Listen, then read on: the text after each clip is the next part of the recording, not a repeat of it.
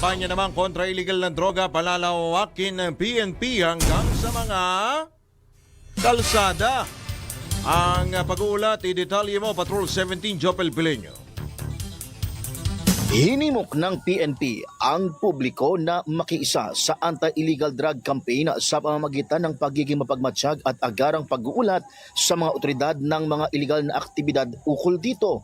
Ginawa ng PNP ang pahayag kasunod ng hakbang na mapalawak ang saklaw at mapalalim ang operasyon kontra illegal na droga sa bansa. Sa talaan ng pambansang pulisya, pumapalo sa higit 2 kilo ng shabu at 23 gramo ng marijuana na may street value na 14 million pesos ang nasabat ng mga otoridad mula sa 664 na anti-illegal drugs operation na isinagawa sa iba't ibang lugar sa bansa sa loob ng 2 linggo mula May 4 hanggang May 17, 2025. Nasa 588 naman na individual ang naaresto na pawang sangkot sa illegal na droga. Giit ni PNP Chief Police General Romel Francisco Marbil na mananatiling pangunahing prioridad ng kanilang hanay ang paglaban sa illegal na droga na agresibo aniyang ipatutupad ng mga otoridad hanggang sa mga lansangan.